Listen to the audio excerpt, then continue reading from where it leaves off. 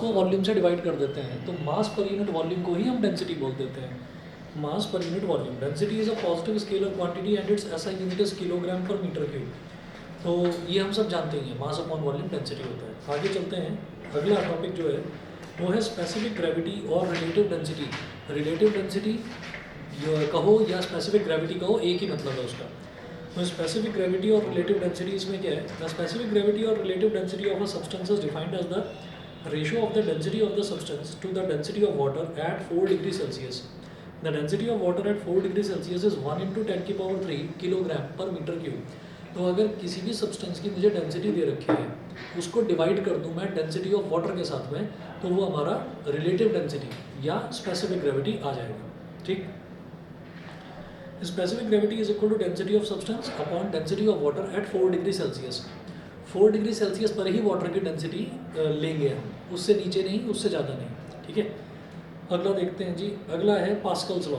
Pascal's law जो है ये बड़ा इंपॉर्टेंट है। पास्कल्स लॉ का एक डेरिवेशन भी आता है एग्जाम में, करवाता हूँ।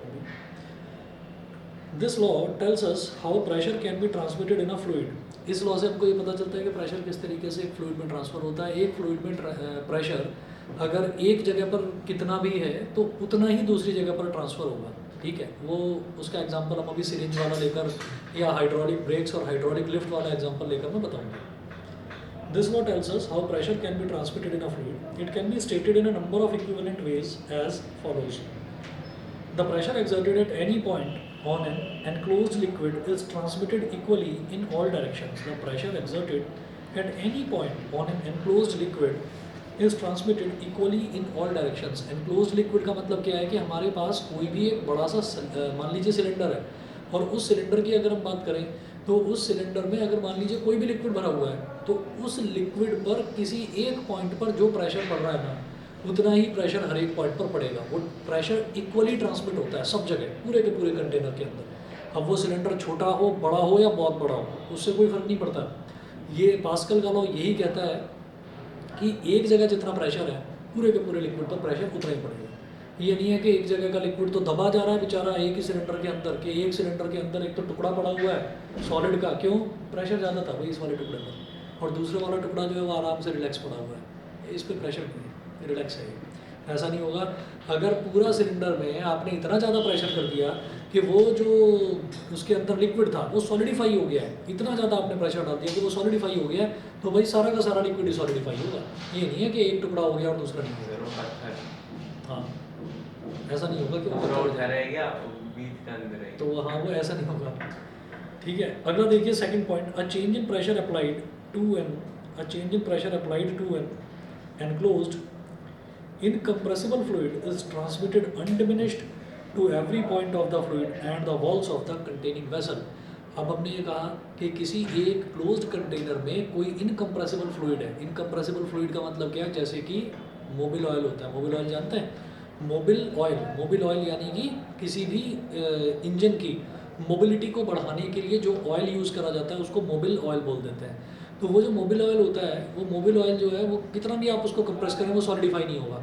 ठीक, तो वो जो है वो हमेशा लिक्विड की फॉर्म में ही रहता है। उसका रीज़न ये है कि उसमें जो है उसमें विस्कोसिटी ज़्यादा होती है। विस्कोसिटी का मतलब होता है चिपचिपापन, वो थोड़ा ज़्यादा होता है। और बाकी अगर हम किसी और लिक्विड की बात करें, जैसे कि अगर मान लीजिए कहीं पर कोई मोबिल ऑयल की एक ड्रॉप अपने आप उंगली पर डाल लें और उसको ऐसे ऐसे करें, तो आपको थोड़ा सा लगेगा कि कोई चीज़ है जो मेरे को रोक रही है, जबकि रोकेगा नहीं वो। और ऐसे ऐसे आप उसको करेंगे तो आपको लगेगा थोड़ा सा चिकनापन, जैसे कि फिसल रहा हो इस तरह से। तो वो जब लिक्विड फ्लो करता है ना, तो वो इंजन के पार्ट्स के बीच में वो फिसलता है, तो इंजन के पार्ट्स जो है वो ख़राब नहीं होते। तो इसी वजह से जनरली जब भी कभी कोई अपनी गाड़ी की, स्कूटर की सर्विस कराने जाता है, तो वो देखता है कि भाई इसमें सबसे पहले वो चेक करता है कि उसमें मोबिल ऑयल पूरा है या नहीं है। अगर नहीं है तो उसको पूरा करवाते हैं। तो वो जो लिक्विड होता है वो इनकम्प्रेसिबल होता है। ये नहीं कि आपने बहुत तेज थ्रॉटल दे रखा है और वो बड़ा प्रेशर पड़ रहा है उसके ऊपर, लिक्विड के ऊपर, तो इतना प्रेशर पड़ रहा है कि वो लिक्विड ही दबा जा रहा है, लिक्विड ही सॉलिडिफाई होने के लिए तैयार है, ऐसा नहीं होता उसमें। ठीक है, तो वो इनकम्प्रेसिबल फ्लूइड की बात करी जा रही है। तो दो कंडीशन, पहली कंडीशन पास्कल लॉ में कि जितना भी हम प्रेशर डालते हैं किसी एक पॉइंट पर, उतना ही प्रेशर सब जगह पूरे के पूरे लिक्विड में यूनिफॉर्मली ट्रांसफर होता है। ठीक है, उसके बाद जो दूसरा ये है कि हम इसके प्रूफ के लिए ये मानकर चलते हैं कि जो भी हम फ्लूइड यूज़ कर रहे हैं वो दबने वाला फ्लूइड नहीं है, इनकम्प्रेसिबल फ्लूइड है, ठीक है, उसको आप कंप्रेस भी करेंगे कंप्रेस नहीं होगा। तीसरा point, the pressure in a fluid at rest is same at all points if we ignore gravity. तो एक फ्लूइड में जो प्रेशर है वो प्रेशर सब जगह सेम रहता है इफ़ वी इग्नोर ग्रेविटी, हमको ग्रेविटी को इग्नोर करना पड़ेगा, ठीक है। चलिए जी, इसके बाद अब इसका प्रूफ करते हैं पास्कल लॉ का। पास्कल लॉ का प्रूफ ये कहता है कि प्रेशर हर जगह बराबर होगा, ये पास्कल लॉ है। तो Pascal's law can be prove by using two principles. एक मिनट वेट करिए। हेलो, हाँ आना है बेटा, आज आना है। हाँ जी हाँ जी, 7 बजे, ओके ठीक है। अब प्रूफ देखते हैं, प्रूफ ऑफ पास्कल्स लॉ। इसमें है Pascal's law can be proved by using two principles. तो पास्कल लॉ में हमको दो प्रिंसिपल्स यूज़ करने हैं और उनको यूज़ करके हम उसको प्रूव कर पाते हैं। क्या है वो दो प्रिंसिपल्स? फर्स्ट है the force on any layer of a fluid at rest is normal to the layer. तो अगर हम किसी भी लिक्विड की बात करते हैं, किसी भी फ्लूइड की बात करते हैं, तो उस पर the force on any layer of a fluid at rest is normal to the layer. कि किसी भी लेयर की बात करूँ मैं, लिक्विड है, लिक्विड के ऊपर मैंने लिक्विड जरा सा डाल दिया किसी कंटेनर में, तो उसके ऊपर एक लेयर है, मतलब मान लो पानी ही डाला है तो एक लेयर है, टॉप मोस्ट लेयर। मैंने कहा मैं तो इसमें 1 लीटर पानी और डालूंगा, डाल दिया 1 लीटर पानी और, तो अब वो जो नीचे वाली लेयर है वो नीचे दब गई, ऊपर एक और नई लेयर आ गई। ऐसे ही आप धीरे धीरे धीरे धीरे करके लिक्विड उसमें डालते जाओ तो उसमें कितनी लेयर्स होंगी? इनफाइनाइट, है ना, पतली पतली पतली पतली बहुत सारी लेयर्स होंगी, ठीक। तो हम ये कहेंगे कि लिक्विड की कोई भी लेयर आप ले लीजिए किसी कंटेनर में, तो हर लेयर पर जो फोर्स है वो फोर्स परपेंडिकुलर होगी, ठीक है ना, परपेंडिकुलर होगी हमेशा। अच्छा, the force on any layer of a fluid at rest is normal to the layer. Normal का मतलब परपेंडिकुलर। सेकंड है न्यूटन्स एंड सेकंड जो मैं यूज़ करूँगा वो मैं करूँगा Newton's first law of motion. तो मैं दो प्रिंसिपल यहाँ यूज़ करने वाला हूँ। एक कि जितना भी कोई भी मैं लिक्विड ले रहा हूँ तो उस लिक्विड के किसी भी लेयर पर जो फोर्स है वो नॉर्मल टू द सरफेस है, पहली चीज़। दूसरा, न्यूटन का first law of motion. Newton का फर्स्ट लॉ ऑफ मोशन का मतलब क्या है? Any object at rest continues to be in its state of rest और of uniform motion until and unless some external forces applied on it, ये होता है। तो ये दोनों चीज़ें मैं यूज़ करूँगा। अब जरा सुनिएगा इसको, पहले एक डायग्राम बना रहा हूँ, फिर थोड़ी सी थ्योरी आपको बताऊँगा। डायग्राम उस थ्योरी से समझ में आ जाएगा। डायग्राम बनाइए पहले तो इस पे ना, डायग्राम देखिएगा।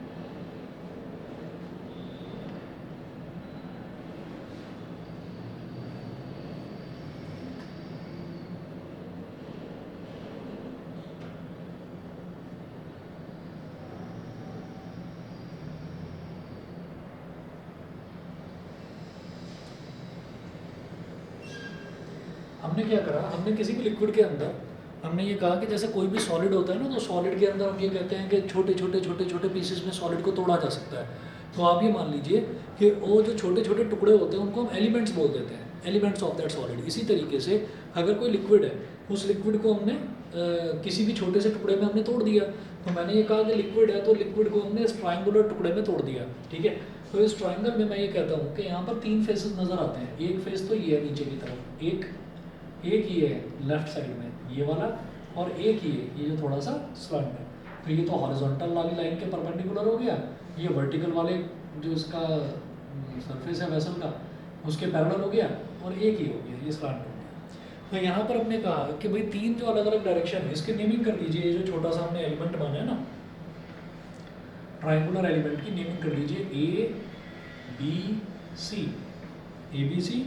और फिर जो ये पीछे वाला है उसको बोलेंगे DE और F, ABC DEF, ABCDEF। इस तरीके से हो गया।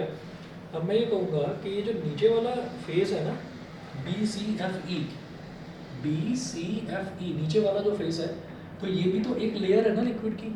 तो हम प्रिंसिपल कौन सा यूज़ करके चल रहे हैं कि उस पर जितनी भी फोर्स लग रही है वो नॉर्मल टू द सरफेस है।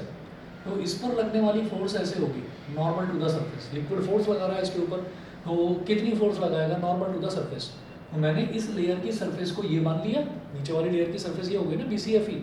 तो इस पर लगने वाली फोर्स को हमने बोल दिया एफ ए, एफ स्मॉल ए। इसी तरीके से ये जो है ना ए बी ई डी, इधर वाली जो लेयर है, ये वाली लेयर, तो इस पर परपेंडिकुलर फोर्स ऐसे लगेगी, उसको हमने बोल दिया एफ सी, एफ सी ये हो गया।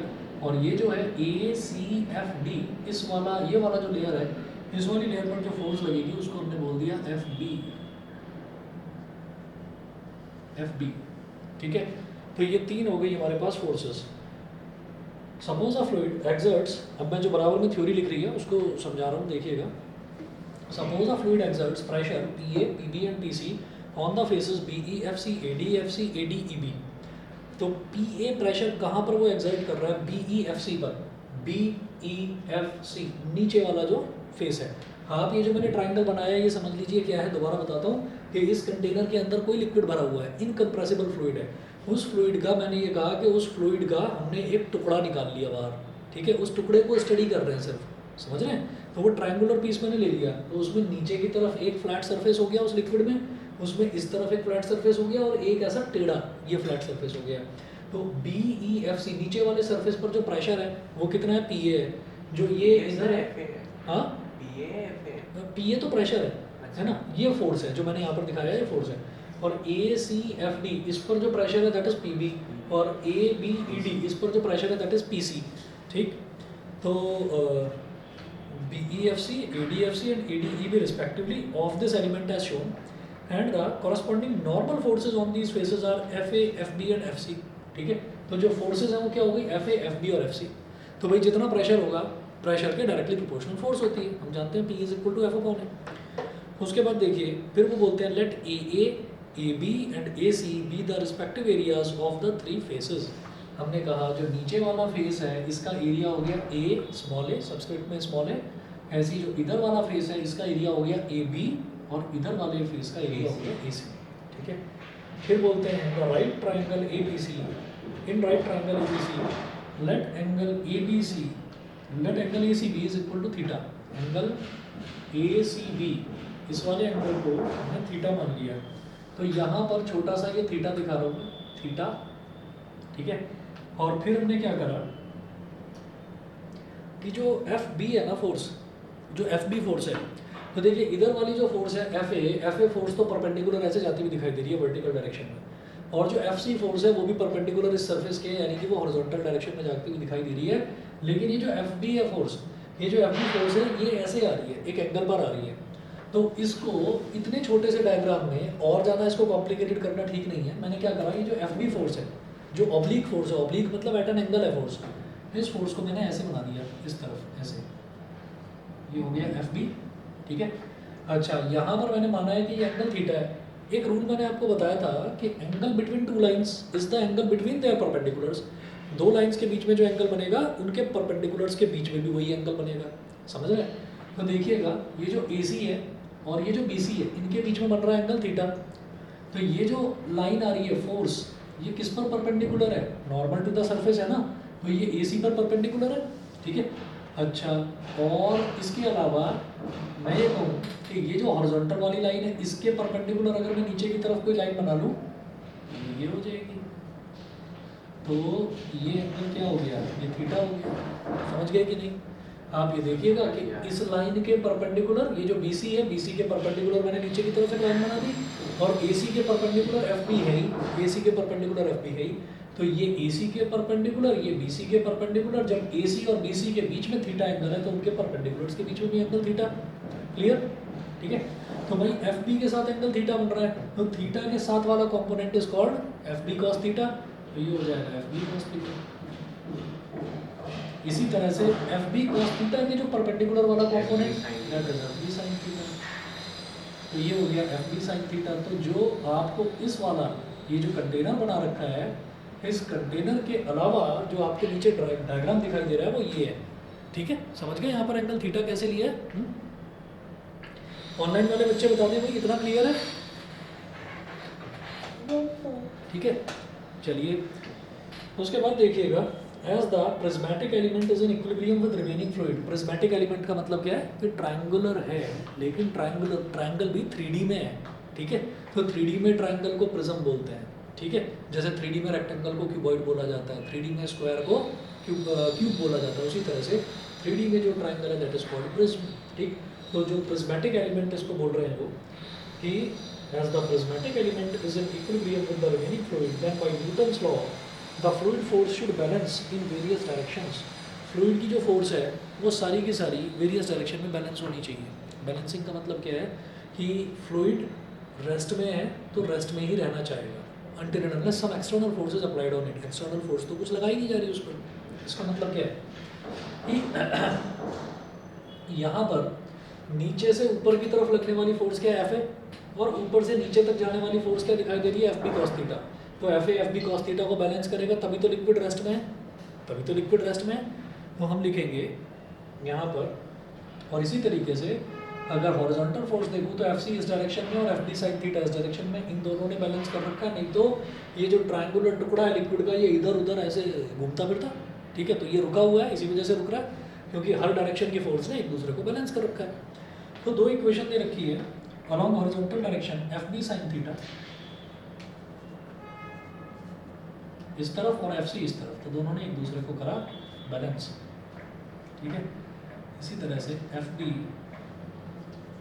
कॉस थीटा नीचे की तरफ और एफ बी कॉस थीटा नीचे की तरफ और एफ ए ऊपर की तरफ, तो is equal to F A. इसको बोला इक्वेशन नंबर 1, इसको बोला equation number 2।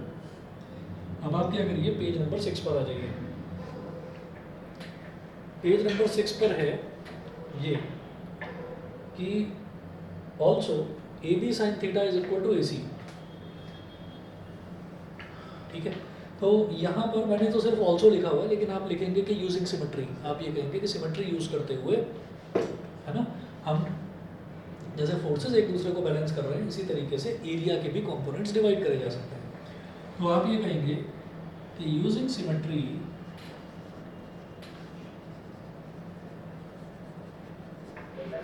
Sir can you repeat? ये वाला कह रहे हो जो मैं एरिया वाला बता रहा हूँ, यही ना? Yes sir. एरिया वाले में ऐसा है कि उसी तरीके से जैसे हमने फोर्सेस के अलग अलग कंपोनेंट्स स्प्लिट करें, ऐसे ही मैं एरिया के भी कंपोनेंट्स को स्प्लिट कर सकता हूँ। तो दिमाग में एकदम ये आता है कि भाई एरिया को कैसे स्प्लिट कर सकते हैं, क्योंकि पता नहीं हमने अभी यहाँ पर 11th में पढ़ा है या नहीं, 12th में तो पढ़ेंगे। एक ना एरिया वेक्टर होता है। एरिया जो है, एरिया कभी भी स्केलर नहीं होता, एरिया वेक्टर होता है, और वेक्टर के ही कंपोनेंट्स स्प्लिट करे जाते हैं और किसी चीज़ के नहीं। तो जिस तरीके से मैं ये कह रहा हूँ कि भाई ये वाला जो फोर्स है एफ ए है, तो वो एफ ए के कोरस्पॉन्डिंगली एरिया क्या होगा, ए। नीचे वाला जो फेस है उसका एरिया ए होगा। इसी तरीके से यहाँ फोर्स एफ बी लग रही है, तो इसके कोरस्पॉन्डिंगली जो एरिया होगा that will be A B. तो आपको उसके कंपोनेंट्स अलग से स्प्लिट करके दिखाने की जरूरत नहीं है, आप बस एक लाइन लिखेंगे यूजिंग सिमेट्री कि जैसे F B sine theta F C के बराबर है, तो आप ये लिखेंगे A B sine theta is equal to A C. शायद समझ गए होंगे मेरी बात। सर ये डायग्राम थोड़ा वापस करा दो। ये वाला ये भी बता दूंगा। बताइए, इसको ना आपको करके दिखाने की जरूरत नहीं है। ये जो A B sine theta is equal to A C मैंने लिखा है, ये आप बस ये कह देंगे कि यूजिंग सिमेट्री। मेरी बात समझ रहे हैं कि नहीं? बताइए, ऑनलाइन वालों से पूछ रहा हूँ भाई। Yes sir. ठीक है, उसको आपको Yes. हाँ, उसको अलग से आपको एरिया का कोई अलग से डायग्राम बनाकर दिखाने की जरूरत नहीं है। तो ये हो गया A B sine theta is equal to A C. Similarly A B cos theta is equal to A A.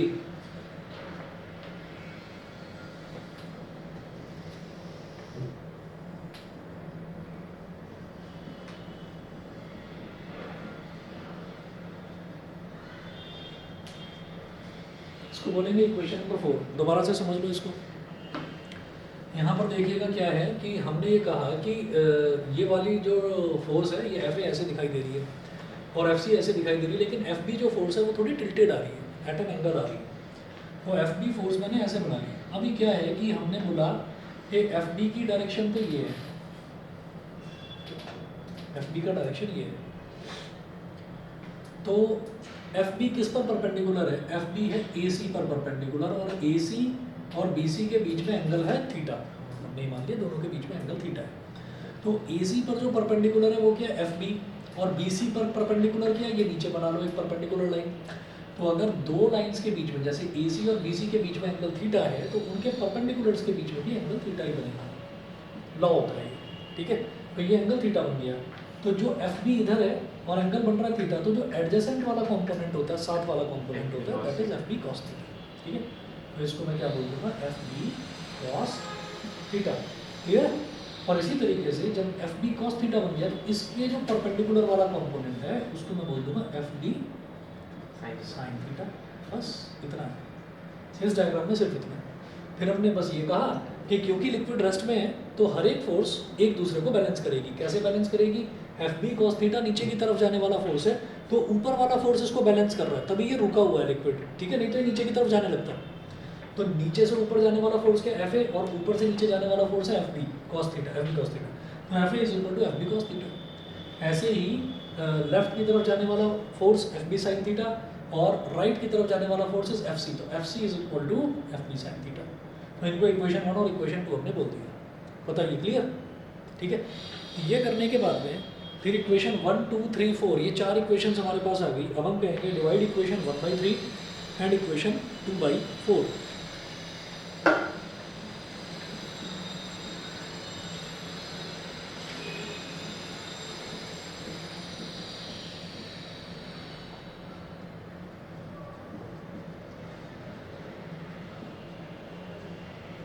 Divide equation 1/3 and equation 2/4। तो 1 को 3 से डिवाइड करेंगे, F B sine theta, left hand side will get divided by left hand side, तो F B sine theta upon A B sine theta.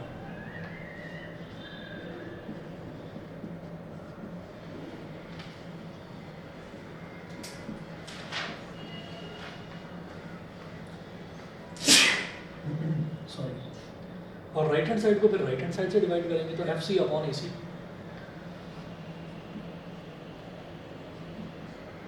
Sign theta से sine theta cut गया, ठीक है। तो F B upon A B is equal to F C upon A C, इसको बोल दो equation number 5। अब इक्वेशन 2 को 4 से डिवाइड करेंगे, तो इक्वेशन 2 की left hand side will get divided by left hand side of equation 4, तो F B cos theta upon A B cos theta.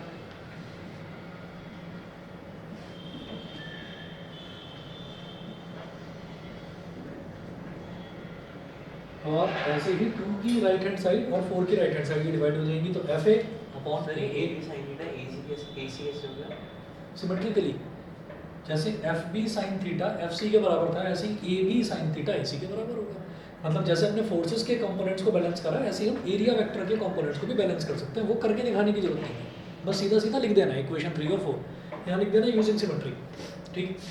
अच्छा, F B cos theta upon A B cos theta is equal to कितना हो गया? F A upon A A. यहाँ cos theta से cos theta divide हो गया, इसको बोल दीजिए इक्वेशन नंबर 6। अब देखिएगा यहाँ से क्या समझ में आता है कि ये भी F B upon A B के बराबर, एफ सी अपॉन ए सी, और F A upon A A ये भी F B upon A B के बराबर। तो फ्रॉम इक्वेशन 5 and 6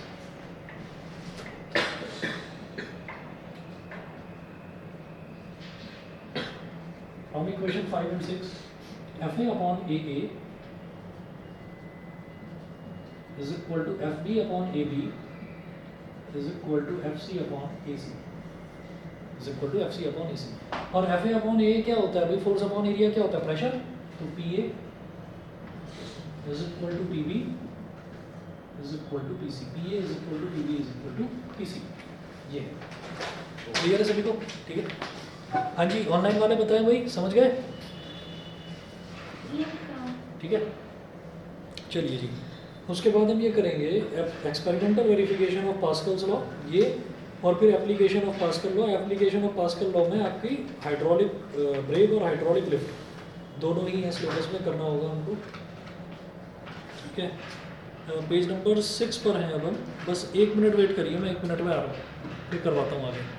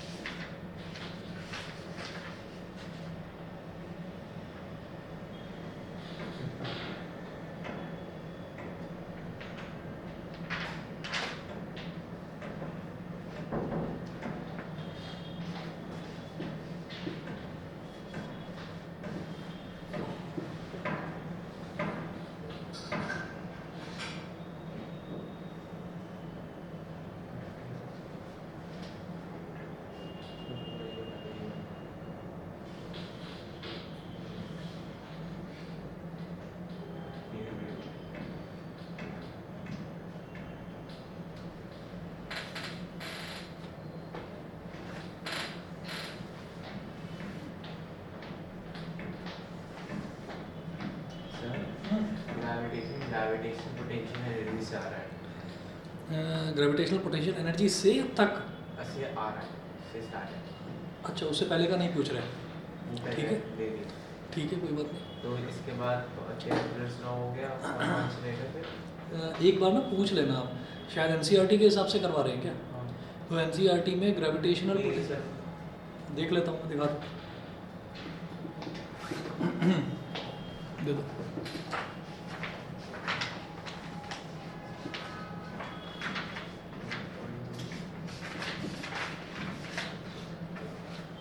अब तो फाइनल्स का तो बता दिया होगा ना आप कि कब है?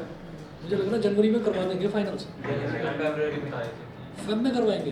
सर फेब एंड में होंगे, अभी तो फेयरवेल की प्रैक्टिस करवा रहे हैं शुरू। अरे फरवरी में तो 12th स्टार्ट हो जाएगी, तुम्हारी क्या बात कर रहे हो? अरे फेयरवेल की प्रैक्टिस शुरू करवाए, जनवरी में तो फेयरवेल लेना है। अच्छा, ग्रेविटेशनल पोटेंशियल एनर्जी से आ रहा है। अब देख तो लो इधर ये ना, तो ग्रेविटेशनल पोटेंशियल एनर्जी का एक डेरिवेशन आएगा, एक एस्केप वेलोसिटी का है, और उसके बाद एनर्जी, अर्थ सैटेलाइट्स, ये सब तो हट गया सिलेबस में से। जियो स्टेशनरी सैटेलाइट्स, वेटलेसनेस हट गया। बस तो दो ही टॉपिक करने हैं आपको, 2 से 3। ग्रेविटेशनल पोटेंशियल एनर्जी और ये एस्केप वेलोसिटी। मैंने बताया था ऑर्बिटल वेलोसिटी, एक वो और कर लेना। हाँ वो मैं कर लूँगा, लेक्चर दे। बिल्कुल। और एक ग्रेविटी। और एक बार ना इस चीज़ को स्कूल टीचर से और वेरीफाई कर लेना। सिलेबस दिया है, सिलेबस चेक कर लूँगा एक बार। नहीं, फिर भी पूछने में कोई बुराई नहीं है ना? पूछ लेना, कई बार होता है कि कुछ चीज़ वो बताना भूल गए। ये एनसीईआरटी से सर आए हो। आप ये बता देना, उनसे ये कह देना कि वो आप इस पर टिक कर दीजिए क्या क्या कहाँ से कहाँ तक करना है। ठीक है, ज़्यादा से ज़्यादा नाराज़ हो जाएंगे और क्या। बट अभी तो स्कूल में चल रहा है ना ग्रेविटेशन, खत्म का हुआ। अच्छा, चल रहा है अभी? अभी तो तुम बता रहे थे कि मेरा पता नहीं सेकंड बुक आ रही है, आप ग्रेविटेशन बता रहे हो, वो चल रहा है। ग्रेविटेशन उन्होंने छुड़वा दिया था पहले। करवा दिया था पूरा। अच्छा। जैसे हमारा टीचर चेंज हुआ, अच्छा, तो वहाँ वो फोटो दोबारा। दिखाई थी, हाँ। फिर हमारा एचओडी हो गया हमारी क्लास का। हाँ हाँ हाँ, तो फिर वो वापस करवा रहे हैं। वो वापस करवा रहे हैं। वापस। बहुत अच्छी बात है, बहुत अच्छी बात है। सर आपके कब तक स्टार्ट होगी? मेरे हिसाब से 12th जो है ना, ये मुझे लगता है कि आपका फरवरी में 12th स्टार्ट कर देंगे, ज़्यादा से ज़्यादा 15 या 16 फरवरी तक स्कूल वाले। मार्च तक की जाएगी। मार्च तक पेपर जाएंगे तो फिर इतनी आफत करने की क्या जरूरत थी, जो इतनी तेजी से सिलेबस भगाया था कि ये भी कर लो और ये भी कर लो, और बस अभी अभी आएगा इतना सारा कुछ। डीएलएफ वाले तो सिलेबस काट रहे हैं, जो होने रखा। अरे यार, डीएलएफ छोड़ो ना, डीएलएफ छोड़ो उन चीज़ को। मैं ये कह रहा हूँ कि तुम्हारे यहाँ पर जो है, तुम्हारे यहाँ पर डीडीपीएस वाले बहुत तेज़ी से भगा रहे थे ना सिलेबस, ठीक? तो वो इतनी तेज़ी से भगाने की ज़रूरत क्या थी जब मार्च तक खींचना था? मतलब अभी 4 महीने खींचेंगे। हाँ, मतलब अभी जनवरी में पेपर है ना। जनवरी में फुल मतलब एनुअल है ना? नहीं यूटी यूटी। तो पता नहीं, पहले मतलब ऐसा ट्रेमेंडस प्रेशर बना दिया, इतना ज़्यादा। आप ये देख लो कि दीपावली से पहले की बात है, जब मैं आपको रात में बुला कर और ये करवा रहा था सॉलिड वाला और फ्लूइड वाला चैप्टर, तो मुझे लगा कि कुछ ऐसा करेंगे कि शायद जनवरी में फाइनल कराएंगे, इसीलिए इतनी तेज़ी से भगा रहे हैं। कोई स्कूल मुझे ऐसा नज़र नहीं आ रहा था जहाँ पर दीपावली कब थी? 24 24 अक्टूबर की थी। तो उससे पहले का जो एक हफ्ता था उसमें हमने करा था ये पोर्शन। तो जब हमने वो पोर्शन तब करा था, तो अब तो ऑलमोस्ट 1.5 महीना बीत गया इस बात को। तो खत्म हो जाना। तो अब तक तो खत्म हो जाना चाहिए था, सिलेबस और नहीं तो क्या। अभी तो 11 तक चल रहा है। कमाल है भाई। थर्मोडायनामिक्स प्रोजेक्टाइल मोशन हवा में ही उड़ा दिया, प्रोजेक्टाइल ही बना दिया पूरे चैप्टर का। वर्क एनर्जी एंड पावर का उसका भी हवा बना दिया, ठीक है। Force and loss of motion वो बस उड़ गया हवा में, सर इन्होंने पता नहीं कैसे। मुझे लगा पता नहीं कुछ है, शायद स्कूल वालों को थोड़ा पता रहता है कि भाई कैसे कैसे तो पहले से वो मिल जाती है ना। हाँ, वही आइडिया लग जाता है कि पहले से, क्योंकि 15 फरवरी से बोर्ड के एग्जाम्स का पहले से डेट आ चुकी थी। मुझे लगा शायद उस हिसाब से या जनवरी तक ही कंप्लीट करा देंगे आपका सेशन रेगुलराइज करने के लिए। चलिए कोई नहीं, जो भी है करेंगे अपना। चलिए जी आगे देखते हैं, पेज नंबर 6 पर ही नीचे की तरफ, experimental verification of Pascal's law. Experimental verification of Pascal law. Pascal's law में हमने अभी तक ये देख लिया कि भाई कोई भी लिक्विड है और उस लिक्विड में आपका pressure at point A, pressure at point B, pressure at point C, ऐसे ही आप कितने भी पॉइंट्स ले लीजिए, सब पर प्रेशर बराबर ही है। अब एक्सपेरिमेंट है इसका ये। तो ये जो एक्सपेरिमेंटल वेरिफिकेशन है, ये सिर्फ समझने के लिए है, इसको कोई मतलब लर्न करने की ज़रूरत नहीं है। देखिएगा क्या है, take a vessel having 3 openings A B and C. तो एक वेसल ले ली, उस वेसल में ना 3 ओपनिंग्स हैं। तो एक ओपनिंग है उसको बोल दिया ए, एक ओपनिंग को बोल दिया बी और एक ओपनिंग को बोल दिया सी। तो ये ऐसे है हमारे पास एक वेसल।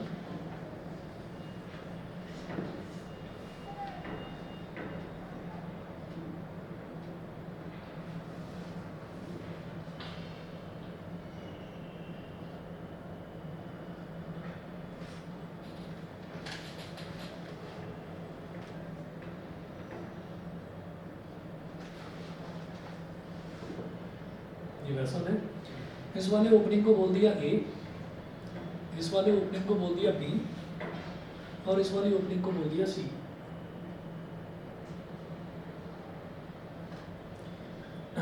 एक पिस्टन इधर लगाया, पिस्टन समझते हैं ना, वो जो सिरिंज होता है, सिरिंज में जो पिस्टन लगाया जाता है पिस्टन। तो एक पिस्टन इधर लगाया, एक पिस्टन इधर लगाया और एक पिस्टन इधर लगा दिया।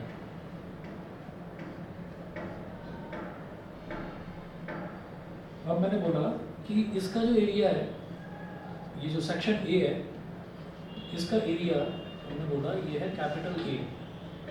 ऐसे ही जो ये सेक्शन बी है, इसका एरिया जो है थोड़ा सा इससे बड़ा है, वो हो गया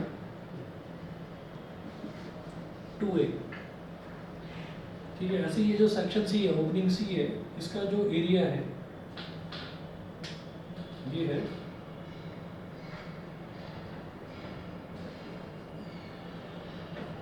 एरिया A/2 और अंदर इसमें पूरे में जो है पानी भरा हुआ है, वाटर, अंदर पूरे में पानी भरा हुआ है। अब देखिए, take a vessel having 3 openings A, B and C and provided with frictionless and watertight pistons। कि फ्रिक्शनलेस पिस्टन्स हैं और वाटर टाइट पिस्टन्स हैं। वाटर टाइट पिस्टन्स का मतलब क्या है कि कहीं से भी वाटर आजू बाजू से कहीं से भी लीक नहीं होगा, वाटर टाइट पिस्टन्स हैं। ठीक, अच्छा, let their cross sectional areas भी A, 2A and A/2 respectively. Cross sectional areas तो मतलब इधर वाला जो पिस्टन है इसका क्रॉस सेक्शनल एरिया, मतलब अगर इसको मैं पिस्टन को ऊपर से देखूंगा तो ये मुझे सर्कुलर दिखाई देगा। ठीक है, जैसे सिलेंडर, जो सिलेंड्रिकल सिरिंज होती है उसका जो पिस्टन होता है जिसको हम ऐसे करके प्रेस करते हैं तो वो सर्कुलर होता है। या पिचकारी जो होती है, पिचकारी को ऐसे करके दबाते हैं तो वो भी जो पिस्टन होता है वो सर्कुलर होता है। तो उसका जो एरिया है वो 2A हो गया। सेक्शन ए वाले का एरिया A मान लिया और सेक्शन सी वाले का जो एरिया है उसको हमने A/2 मान लिया। Fill the vessel with water and apply an additional force F on piston A। अब हमने क्या करा कि हमने इसको पूरे को पानी से भर दिया, है ना, और पानी से भर दिया और फिर हमने क्या करा कि अब एक एडिशनल फोर्स कैपिटल F, मैं फोर्स F यहाँ पर लगाता हूँ। ठीक है, to keep the pistons B and C in their positions, forces equal to 2F and F/2 respectively have to be applied on them. This shows that the pressure P is transmitted equally in all directions. हमें क्या करना पड़ेगा कि liquid को stable रखने के लिए ऐसा ना हो कि देखिए ऐसा होता है कि अगर मान लीजिए मैंने यहाँ पर फोर्स लगाया, ऐसे इस पिस्टन पर फोर्स लगाया, तो ये जो दो सेक्शंस हैं इसके पिस्टन्स ऊपर की तरफ मूव कर जाएंगे। अगर यहाँ पर हमने फोर्स नहीं लगाया तो इसके पिस्टन्स ऊपर की तरफ मूव कर जाएंगे। मैं वाटर को स्टेबल रखना चाहता हूँ, इक्विलिब्रियम में, रेस्ट में रखना चाहता हूँ, तो उसके लिए मुझे क्या करना पड़ेगा, मुझे कुछ फोर्सेस यहाँ पर भी लगाने पड़ेंगे। मैं कहूँगा कि अच्छा ठीक है, इधर से फोर्स हम लगाते हैं, इधर से फोर्स तुम लगाओ, लेकिन वाटर को मुझे रेस्ट में ही रहने देना है। तो जब हमें दोनों तरफ से बराबर बराबर उस पर फोर्सेस लगाने हैं तो वो फोर्सेस इस तरह से लगाएंगे ताकि प्रेशर मेंटेन रहे। तो हमने यहाँ पर जो फोर्स लगाया ये हो गया F। ठीक है, तो इसी तरीके से यहाँ पर जो मैं फोर्स लगाऊंगा, यहाँ वाला फोर्स होना चाहिए 2F के बराबर। ठीक है, और यहाँ वाला फोर्स होना चाहिए इसके बराबर F/2। हाँ नहीं, B वाला 2F तो F/2 तो हो गया। अरे रुको तो सही, प्रेशर सेम होता है, चलो F/2 हो गया। ठीक है, तो प्रेशर सेम रखने के लिए ऐसा हमने करा है। इससे होगा क्या कि प्रेशर बना रहेगा और सेम बना रहेगा। कैसे कि इस पर अगर मैं प्रेशर निकालता हूँ, A पर अगर निकालता हूँ प्रेशर, तो वो क्या हो जाएगा F/A। ठीक है, और इसी तरीके से अगर मैं इस पर B वाले सेक्शन पर अगर मैं प्रेशर निकालता हूँ तो 2F/2A, 2F/2A, तो 2 से 2 कट गया, तो ये भी F/A बन गया। और इसी तरीके से C वाले पर अगर हम प्रेशर निकालते हैं तो वो क्या हो जाएगा F/2A/2, F/2 अपॉन ए अपॉन 2। तो जब किसी का भी डिनोमिनेटर सेम होता है न्यूमरेटर और डिनोमिनेटर का, तो वो कट जाता है। तो ये भी आपका एफ अपॉन ए आ गया। तो by this experiment it is clear that कि प्रेशर जो है वो तीनों पॉइंट्स पर इक्वल ही रहेगा। अगर लिक्विड को रेस्ट में रखना चाहते हैं तो लिक्विड अगर फ्लोइंग है तो वहाँ नहीं लगेगा, ये रेस्ट वाले लिक्विड पर सब जगह प्रेशर बराबर होगा। ठीक है, ऑनलाइन वाले बताएं बच्चे, क्लियर? Yes, sir. ठीक है, चलिए जी अगला देखते हैं फिर। बाकी वीडियो देखना। हाँ देख लें। उसके बाद देखिएगा जी अगला बड़ा इंपॉर्टेंट है ये, इसके ना दो एप्लीकेशंस हैं, एप्लीकेशंस ऑफ पास्कल्स लॉ। तो इन दोनों में से कोई एक एप्लीकेशन पेपर में रखा हुआ आएगा, 100% आएगा, याद रखना। तुम्हारे पेपर में भी आया होगा जब आया था, कौन सा है? या तो हाइड्रोलिक लिफ्ट पूछा गया होगा या हाइड्रोलिक आपका जो ब्रेक्स है उनमें से दोनों में से कोई एक पूछा गया होगा। केस स्टडी में आया तो था, है ना। तो याद रखना इनमें से कोई एक टॉपिक जरूर आएगा और सिलेबस में स्पेशली पूछेंगे दो एप्लीकेशंस। हाइड्रोलिक लिफ्ट क्या होती है? हाइड्रोलिक लिफ्ट ये होती है कि जब Thank you, कभी sir. हाँ जी, जब कभी ऐसा होता है कि हमारी कार में पंक्चर हो गया, अब हम जा रहे हैं किसी ऐसे हाईवे पर जा रहे हैं, वहाँ पर दिक्कत है कि बहुत दूर दूर तक हमको कुछ दिखाई नहीं दे रहा है, तो फिर हम अपनी गाड़ी में से स्क्रू जैक निकालेंगे, उसको लगाएंगे, सेट करेंगे, धीरे धीरे घुमाएंगे, घुमाते जाएंगे, बड़ी देर लगती है, घुमाते रहते हैं, फिर धीरे धीरे धीरे धीरे गाड़ी उठ जाती है। वहीं पर क्या है कि पंचर अभी ऐसी जगह पर नहीं हुआ, अब पंचर ऐसी जगह पर हो गया जहाँ आजू बाजू में कोई पंचर वाला है। तो पंचर वाला छोटा सा लड़का आता है जरा सा, ठीक, और वो जरा सा लड़का आएगा और एक जैक, स्क्रू जैक बोलते हैं, तो वो लेकर आएगा, उसको गाड़ी के नीचे लगाएगा और 2-3 पैर से ठक ठक ठक ऐसे मारेगा, गाड़ी उठ जाएगी एकदम। तो उसके पास पता नहीं कौन सी डिवाइस है। हमारी डिवाइस जो है उसमें तो हम लगे रहते हैं, पसीने पसीने हो जाते हैं, तब जाकर गाड़ी जरा सी उठती है। फिर जब वो उठ जाती है तब हम उसमें लगे रहते हैं, उसके वो पेच वगैरह खोल कर टायर फिर हम बदलते हैं। तो वो जो चीज़ है वो ऐसी चीज़ है, उसी को हाइड्रोलिक लिफ्ट बोलते हैं। Hydraulic lift, lift anything which lift something, मतलब उसको लिफ्ट बोल देते हैं जो किसी भी हैवी चीज़ को उठा ले। हाइड्रोलिक लिफ्ट में पास्कल्स लॉ का फंडा यूज़ होता है कि आप एक छोटा सा पाइप होता है, वो छोटा सा पाइप ऐसा टेढ़ा सा होता है और उस पर वो बच्चा जो है वो चप्पल भी नहीं पहनी होती उसने, वो नंगे पैर, उस पर 1-2-3 पैर मारता है, ऐसे गाड़ी खड़ी हो जाती है एकदम ऐसे। तो वो जो है वो क्या होती है, वो हाइड्रोलिक लिफ्ट है कि आप एक जगह थोड़ा सा प्रेशर लगाएंगे और वही जो प्रेशर है वो बहुत ज़्यादा बनकर दूसरी जगह पहुंच जाएगा। ठीक है, तो उस चीज़ को हम यहाँ पर कैसे देख सकते हैं वो देखिएगा, क्योंकि प्रेशर जो है ना, प्रेशर इक्वली डिस्ट्रीब्यूट होगा। अब आप ये देखो कि ये जो PA है और ये जो PB है, ये दोनों तो इक्वल आ गए, लेकिन फोर्स तो अलग अलग है ना, फोर्स तो अलग अलग है। यहाँ तो फोर्स लग रही है F, मान लो यहाँ तो लग रही है 10 न्यूटन और यहाँ 2F का मतलब क्या, 20 न्यूटन। तो मतलब एक जगह अगर आप 10 न्यूटन अप्लाई करेंगे तो दूसरी जगह 20 न्यूटन का आउटपुट आप ले सकते हैं। तो इसी का मतलब ये हो गया कि कुछ ऐसा भी करा जा सकता है कि एक जगह 10 न्यूटन लगाए तो अगली जगह 100 न्यूटन मिल जाए। वो 10 टाइम्स भी हो सकती है, वो 50 टाइम्स भी हो सकती है ना। तो ये फंडा जो है ये हाइड्रोलिक लिफ्ट में यूज़ होता है। हाइड्रोलिक लिफ्ट का डायग्राम बेहद आसान है, देखिएगा। हाइड्रोलिक लिफ्ट के डायग्राम में, hydraulic lift is used to lift heavy objects with considerably smaller force. मामूली सी फोर्स लगाकर बड़े से बड़ा हैवी, अरे ऐसा भी होता है जब गाड़ियों की सर्विस होने जाती है ना, तो अब तो खैर इलेक्ट्रॉनिक लिफ्ट्स आ गई हैं ज़्यादातर सर्विस सेंटर्स पर, लेकिन क्या होता है कि वहाँ पर भी हाइड्रोलिक लिफ्ट का फंडा होता है। वहाँ एक छोटा सा पैडल लगा रहता है और एक पोल लगा रहता है। पहले के ज़माने में होता था ये, अब वैसे सब जगह इलेक्ट्रॉनिक लिफ्ट है कि बटन दबाते हैं, गाड़ी एकदम धीरे से करके ऊपर उठ जाती है। फिर वो मैकेनिक आता है, वो नीचे चेक करता है कि नहीं नीचे से सब कुछ ठीक है, गाड़ी आपकी ठीक है, कोई प्रॉब्लम नहीं है। कहीं कुछ लीकेज वगैरह होती है तो वो कहता है कि अच्छा ये चीज़ लीक हो रही है, इसको मेरे को रिपेयर करना होगा, वो ऐसे बोल देता है। तो आप ये देखिएगा कि ऐसा भी टाइम था, हमने देखा कि नीचे पेडल लगा हुआ है छोटा सा, इधर पोल है और एक लड़का आता है, वो लड़का आके उस पेडल पर ऐसे ऐसे ऐसे ऐसे 20-25 पेडल धीरे धीरे धीरे धीरे करके ऐसे प्रेस करता है। वो इतनी हैवी गाड़ी, 900-1000 किलो की गाड़ी है, वो सीधी की सीधी ऐसे उठ जाती है, ऊपर पहुंच जाती है। ठीक है, तो वो मैंने देखा है। पहले होता था जब मैकेनिकल सिस्टम ज़्यादा था, अब आजकल इलेक्ट्रॉनिक सिस्टम आ गए हर जगह। तो हाइड्रोलिक लिफ्ट का फंडा बिल्कुल आसान। देखिए यहाँ पर क्या होता है, यहाँ पर ना 2 सिलेंडर लगे रहते हैं कनेक्टेड, आपस में एक दूसरे से कनेक्टेड हो गए। एक सिलेंडर ऐसा है जो ज़्यादा, जिसकी विड्थ नहीं है, और दूसरा सिलेंडर जो है उसकी विड्थ काफ़ी ज़्यादा है।